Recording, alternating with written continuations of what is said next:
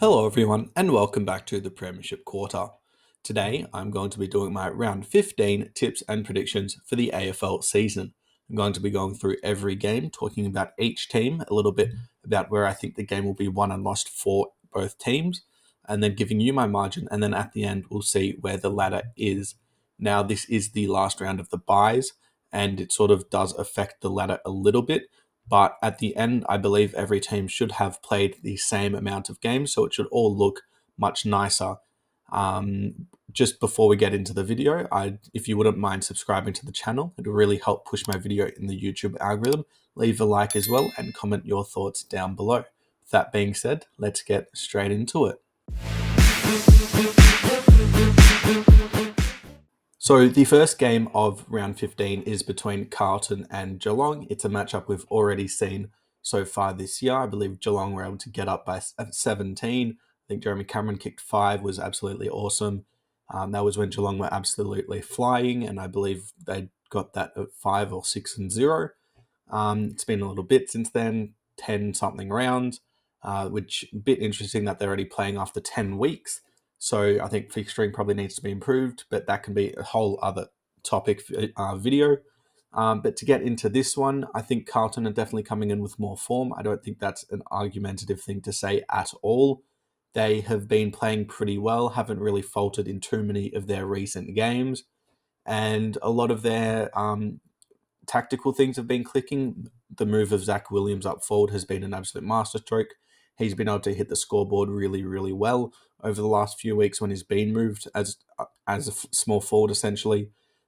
Because I think that was definitely a weakness. Fantasia hadn't been at his absolute best, which there's nothing wrong with that. He's an injury-prone player, and it's just hard for him. Also, Jesse Mollop had been injured, so it's really good there. And I think their backline has become really, really good now, given that they've got McGovern and Sard back, which is really helpful. I was waiting to become a pure lockdown player. And then their midfield as well has been completely clicking, with Tom de Koning taking the full-time ruck, which I have been a huge supporter of. I think if they want to get into the perfect terms of play style for finals footy, that transition game, being able to go from back 50 into your forward 50 and score from that, it's better with just de Koning in the ruck, not having Pittonet there, even though it does help their stoppage. But I think that they have a really good mix in their team now, and coming up against Geelong, who have certainly faltered in recent weeks, they should be favourites. Geelong, they need to get back into form if they want to stay in the 8. They've already dropped down from 6. They're 1-5 in their last 6 games, which is really, really, really difficult to come back from.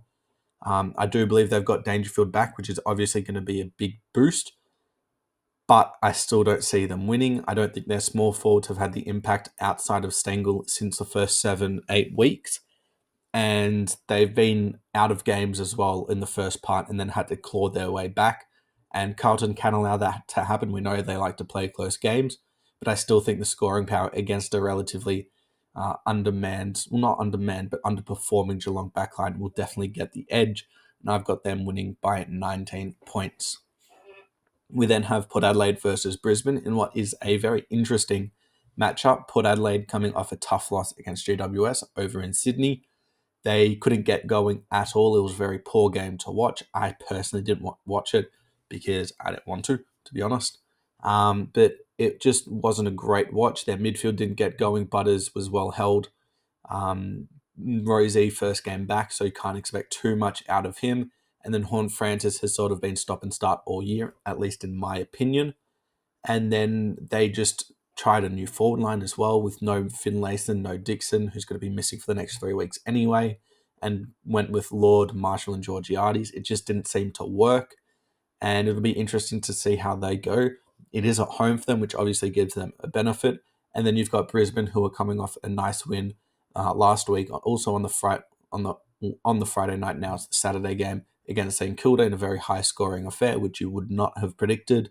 It was a 20-point win, 126 to 106, and they look to be pretty good. What I think has happened is at the start of the year, they were very defensive, trying to hold down, and their forward line just could not click. And in more recent weeks, they've tried to turn that around. They've tried to get their edge over the competition, being their forward line, get that going at the cost of some defensive mistakes. and it's certainly happened. They've gotten much better offensively, and they've been able to outscore opponents. But that defensive game needs to reel in. And if they want to become a contender again this year, which I don't think they are at the moment, I think they can at their best. But if they want to get to their best, that defensive part of their game needs to come back together. Can it happen? Yes. But if they want to show an example of it, I think it could come this week, especially against Port Adelaide at home with a team who has not been firing up forward. And I think this is absolutely room for upset potential here. And with that, I think actually Brisbane will get the win as well by just over 2 goals. We then have another really good game, the Sydney Showdown. This is GWS versus Sydney. Also, the second game between these two, Sydney getting the first win by about 5 goals, which seems to be every win they get at the moment. And they look to just be absolutely on top right now. No one can stop them. You can be down by 3 goals, talking about Sydney, and then you can win by 5 goals. It's just nuts how well they can move the ball, how well they score when they get the ball inside 50, and then how well they can defend as well. Their midfield has been exceptional. They'll be expecting Callum Mills back soon. Brodie Grundy has been the pickup of the year. I don't think there's any real doubts about that. It's just been a fantastic season for them. Amadi also just kicked 9 goals. Like, it's insane, the talent on this team at the moment. And they're coming up against a Giants team who, as I just mentioned, beat Port Adelaide on the weekend. And they look to hopefully be getting back into form. It's not going to be easy against the best and most informed team in the league, but their midfield is going to be really important. Who goes to Goulden? If you do put someone, do you put someone to Isaac Heaney? Bedford played that role against Butters and he did it pretty well, but does he go to maybe a Chad Warner or does he go to the said Isaac Heaney matchup? Even though he probably doesn't have the size to do it, I think it'll be really interesting. And the midfield battle probably does get whoever wins that over the top, but I still think it's going to be Sydney. They've got a real balance in this team, and I think with Tom McCartan back now as well, they can really build, and I think they'll be able to get the win in what should be a close game by just under 10 points. We then have Melbourne versus North Melbourne at the MCG, and Melbourne are coming off a bye, I believe. They are indeed. And before that, they had been absolutely walloped by Fremantle, so sort of was needed. And then they also had the King's birthday matchup between Collingwood, where Christian Petrarca got absolutely whacked in the hip by Darcy Moore, and he's going to be out for what looks to be the rest of the season. So really unfortunate for them. Could potentially ruin the season. I think it probably will be.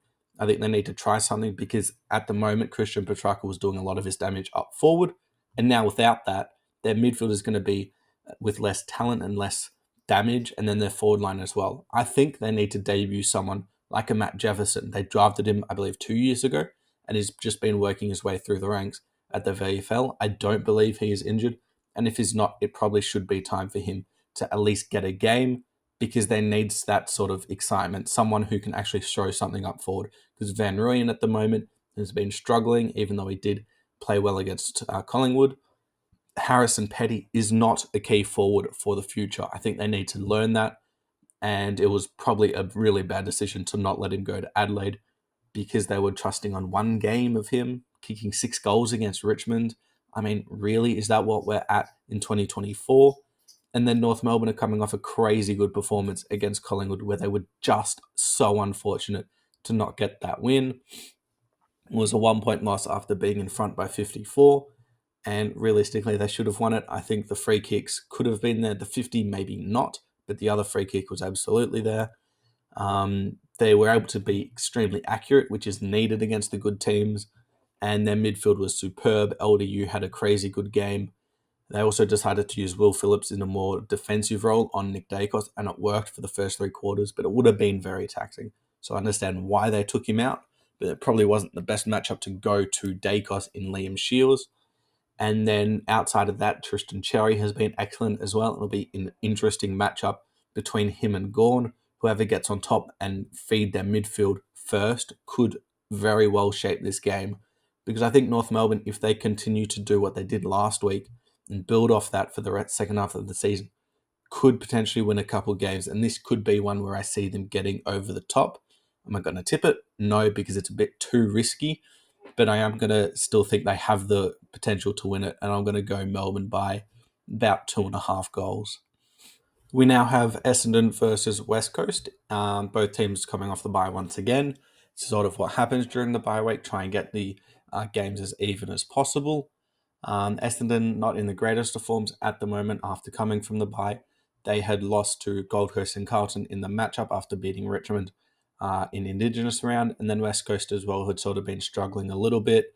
Had lost Harley Reid after the Saints game, and then also lost to North in a close one where they almost came back and won it in the last, but unfortunately, a couple of decisions went against them and couldn't get over that hump. I think Essendon will need to get their forward line and midfield going against a readless West Coast midfield. It'll be interesting to see if Tim Kelly is back or not, because that will also change some things.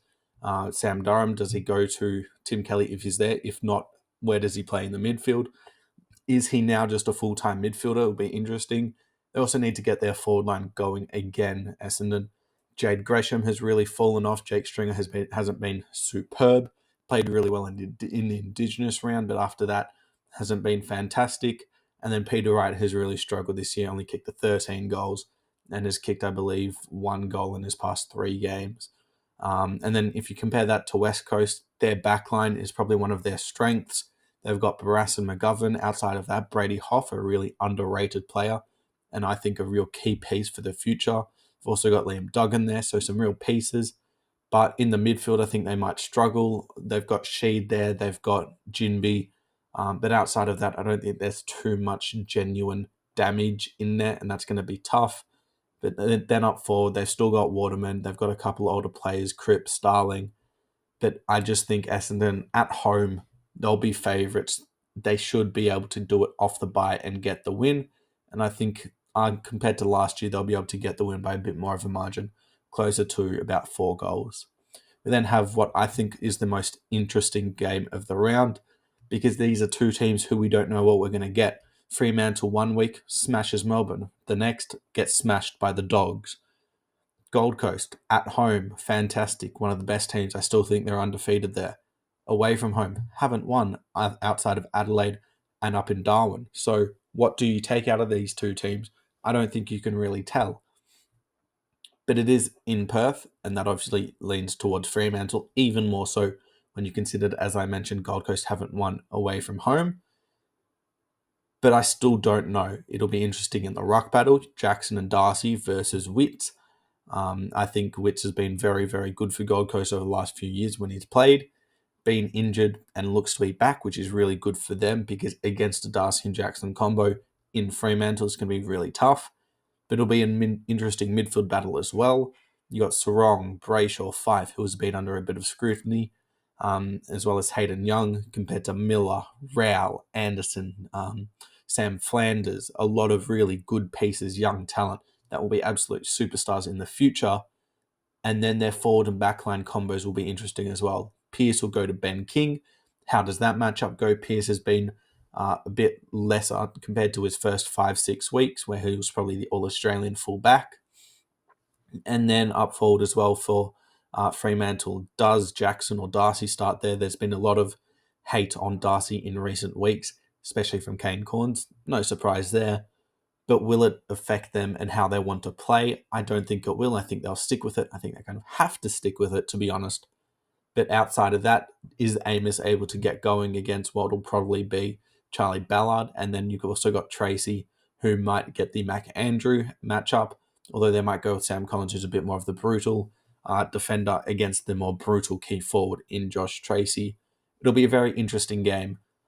I think there's a big argument here to be made for Gold Coast. I think the scoring power they can produce at times is electric. You've got Lukosius, who's playing a bit more up the ground, King, Walter. You've got a really good small forward in Answorth. And then I think outside of that as well, they've got some real damage. But at home, Fremantle off the bounce after a really bad loss should be coming back. And I think they'll be able to get the win. But I don't know what the margin's going to be. I could see it be a close game, but I could also see Fremantle smashing a really young team in Gold Coast. So I'll probably put the margin at about the 3.5 goal margin to play it safe. Well, that's going to be the end of this video. As I've said, please hit the like button, subscribe. It really help push my video in the YouTube algorithm and grow my channel. Leave your thoughts in the comments below as well. It'll really help me get an understanding of where you guys want to go. And stay tuned for my video dropping tomorrow, because it's going to be a new style. Finally got it out.